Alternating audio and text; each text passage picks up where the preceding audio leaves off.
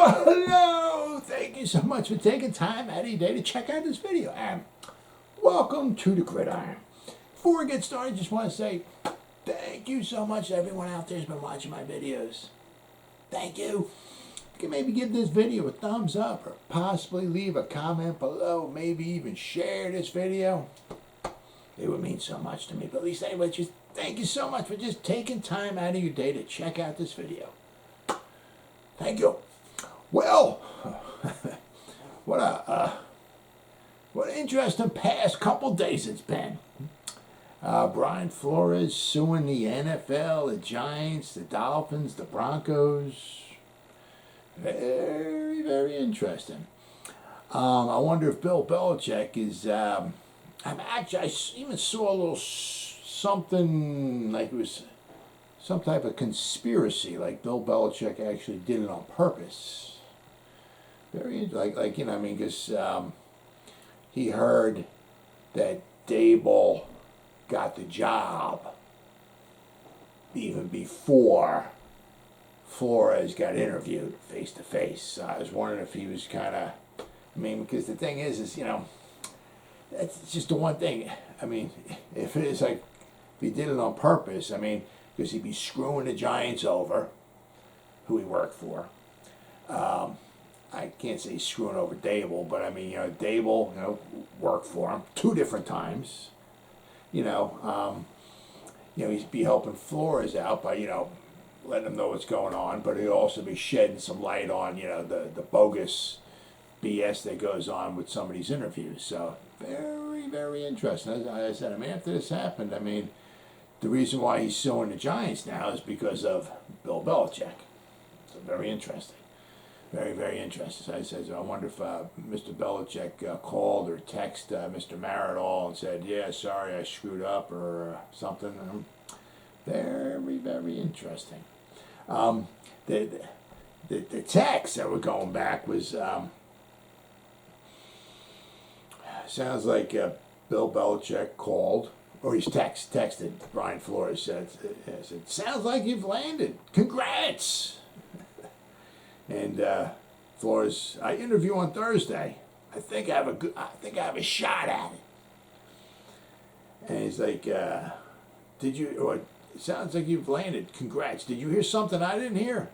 And Belichick's like, the Giants, and question mark and exclamation points. But I mean, in a conspiracy theory, the person that thinks it might be conspiracy think that Belichick actually did this on purpose was because there's 3 question marks and 3 exclamation points. And the guy thought it might be some type of a conspiracy theory, thinks that Belichick would never wind up doing something like 3 exclamation points and 3 question marks after. I mean, so he said, did you hear something I didn't hear? And he's like, the Giants, question marks and all that. And then Flores says back, I think I interview on Thursday. I think I have a shot at it. And then Belichick comes back, I got it. I hear from Buffalo and New York and the New York Giants that you are their guy. Hope it works out if you want it, and if you want it too. And then Flores goes, that's definitely what I want. I hope you're right, Coach. Thank you. And then Flores starts thinking, it's like, Coach, are you talking to Brian Flores or Brian Dable? Just making sure. And then Belichick texts back, sorry, I fucked this up. I double checked and I misread the text. I think they are naming Dable. I'm sorry about that, BB, from Bill Belichick. And then Flores texted back, thanks, Bill. So, very, very interesting. Now Flores is suing the Giants. All right, making him sit through a interview where he basically didn't have a chance because apparently, you know, they were naming Dable the head coach like on Monday, and you know Flores wasn't going to interview till Thursday. I mean, so why would you even bring him in at all? You know, why would you even name him the coach? I mean, why? I mean, why do something like? I mean, just freaking stupid.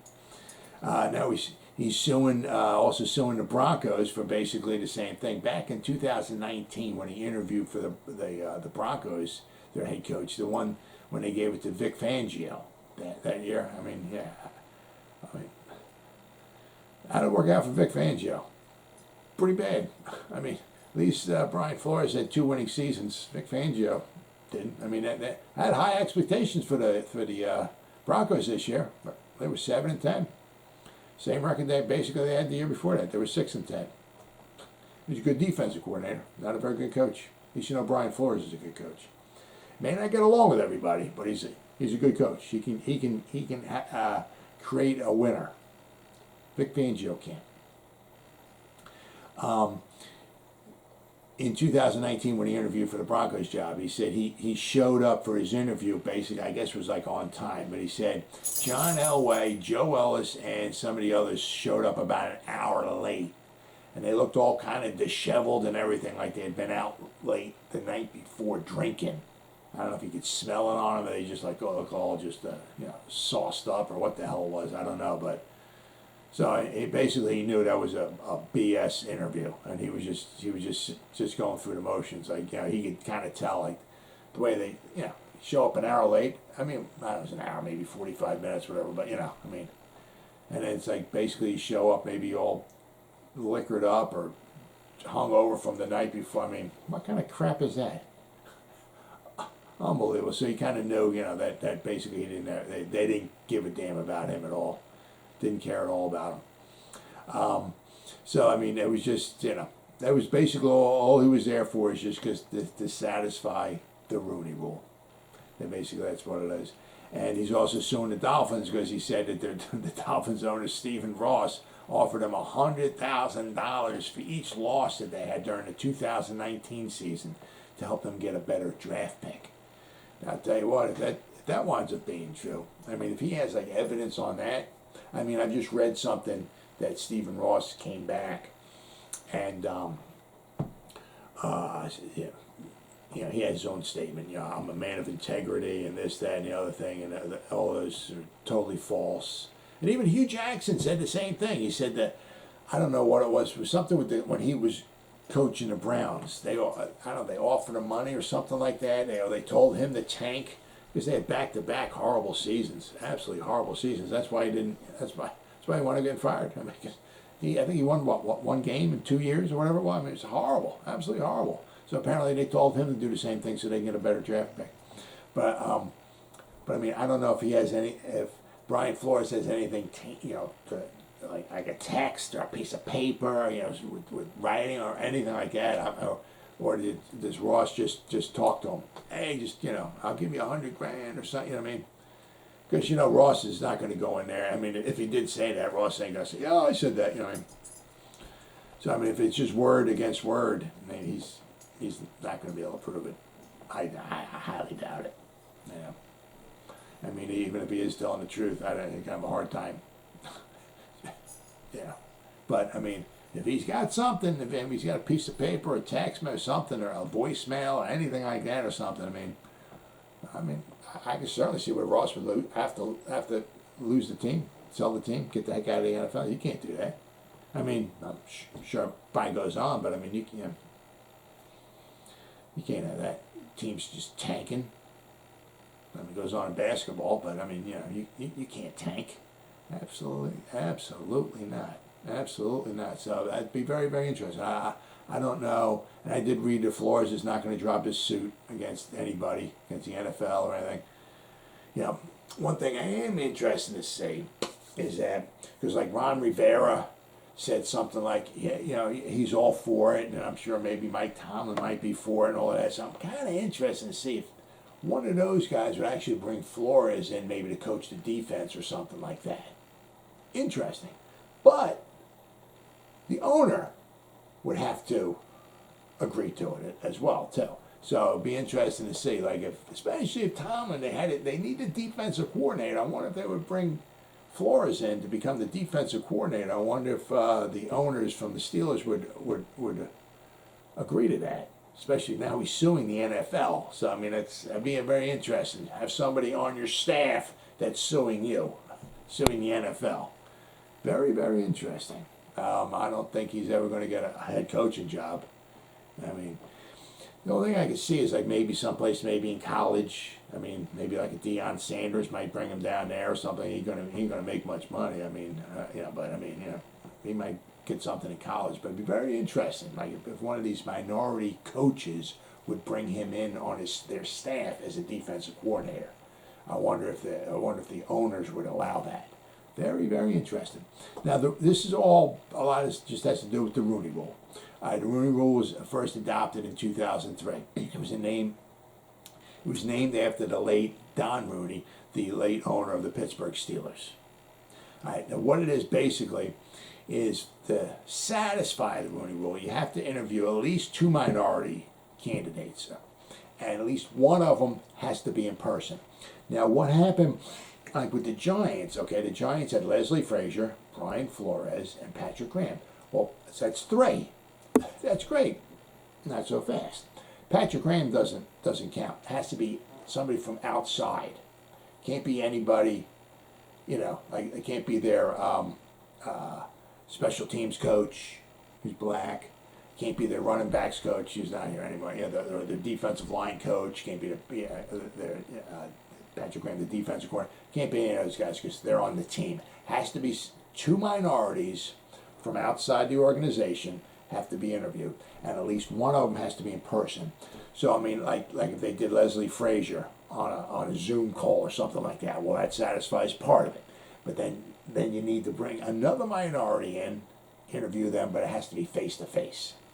So the Giants did that. I mean, they interviewed Leslie Frazier. They interviewed Flores. They brought Flores came in also. They satisfied the Rooney Rule, but as I said, I mean, it's a very well.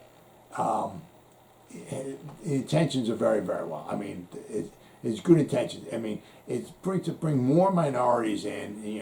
Obviously, more minorities should have like GM positions, coaching positions, and all and everything. The rule has very, very good intentions. However, and I agree with the rule. I think it's a fantastic rule. More minorities should obviously get coaches and positions and all that stuff and everything. However, you're telling a bunch of white billionaires what to do. I mean, you know what I mean? That's not, that doesn't always sit very well. I mean, do you think Jerry Jones, Dallas Cowboys, wants to be told what to do? No, I don't think so. I mean, these guys got big egos. I mean, especially, some of the guys like Jerry Jones, or, big egos. Don't want to be told what to do. I mean, they'll maybe, this is the rules I got to play by. We got to bring in 2 minorities. Okay, we'll bring 2 in, but don't be telling me who to hire. I mean, you can get the heck, you can kiss my grits, right? So, I mean, that's a problem. All right, and it's quite possibly going to be a problem for a long, long time. I mean, some people, I mean, I'm not saying every owner is racist and all that, but I'm just, you got these guys of power, and you're trying to tell them what to do. I mean, that's, you know what I mean? It is what it is. I mean, it's a fantastic rule. Glad to have it. Glad they're implementing it. And if you're caught, which possibly the Giants might be caught, if they're caught red-handed, they'll get fined. A team that's worth $3-4 billion, whatever. Yeah, we're going to fine you $500,000. Okay, yeah, but they'll lose some draft picks. That'll hurt. So especially when you're a bad team and you lose some draft picks, that'll hurt. So, I mean, it'll be interesting to see. I don't know where it's going to go to court, how long it's going to take, all this stuff and everything, but, it'll be very, very, very interesting. Now, obviously, is there racism? Sure, of course there is, Is this lawsuit going to change that? Nope. I mean, I can see in some cases it make it even worse, especially because you have somebody suing you. I mean, ooh. I mean, that might make it even worse, So, I mean, I said the Rooney Rule is a fantastic rule. They should have implemented it a long time ago. It's a shame. There should be obviously more minority coaches, GM. I think they just hired 2 minority G. Ryan Poles is with the Bears, right? And I think there's another black GM that just got hired. So I mean, that's good, very, very good. I mean, they do need some more head coaches, minority head coaches. Whatever ethnicity, white, whatever. I mean, they do need some more minority coaches for sure. So I mean, it's a well-intended rule, but I mean, do they just take advantage of it and bring some token coaches in just to interview them just to satisfy the rule? Oh yeah. Is it going to keep happening? Oh yeah. It is what it is. But now, Tiki Barber, right, he had a story that he told. He's on a show, it's Tiki and Tierney, and he told this story about, he kind of backs the Maras and the Tishes and all, and he says that they're not racist, right?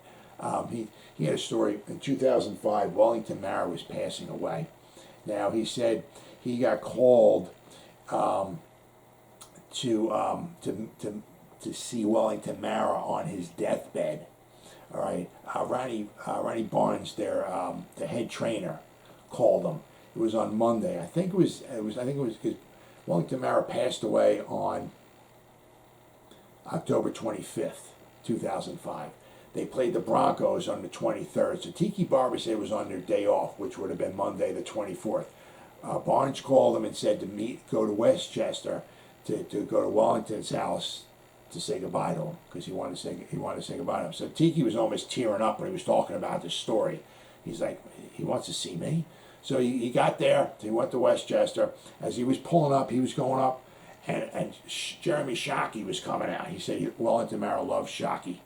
And Shockey said, yeah, they're all in there. And he's like, who's all in there? He said, his kids, his grandkids, the whole family's in there. So you got all these white people waiting for a black Tiki Barber to show up, especially Wellington. Because Wellington really liked Tiki too.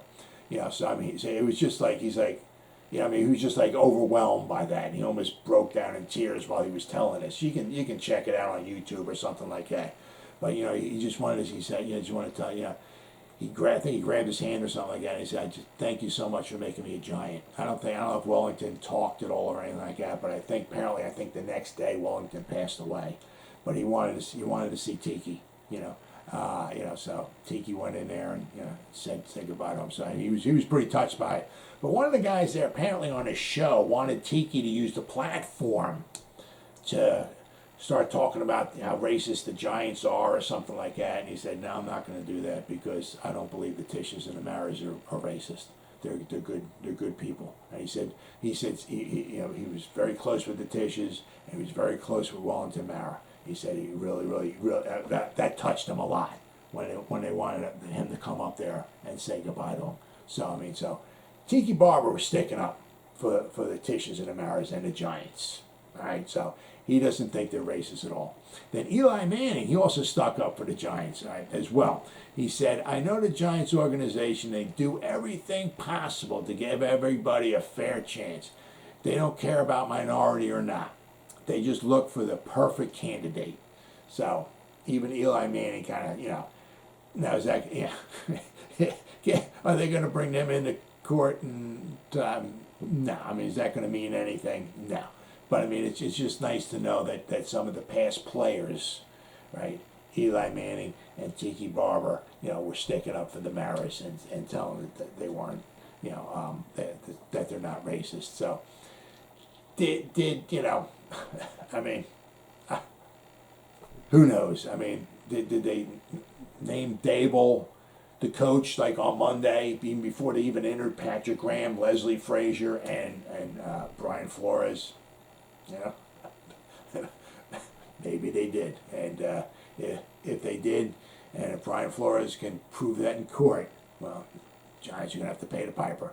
They're going to cost them some money, which is going to be a drop in the bucket, but it's going to cost them some draft picks. And when you're 4-13, like, may not happen this year. I mean, because it might take a while to get into court, but may not happen this year, but it might happen maybe next year. And when you're the Giants and you need all the good draft picks you can get, losing draft picks is really going to hurt. Well, as always, guys, thank you so much for taking time out of your day to check out this video. You guys stay safe out there and go Giants. Woo!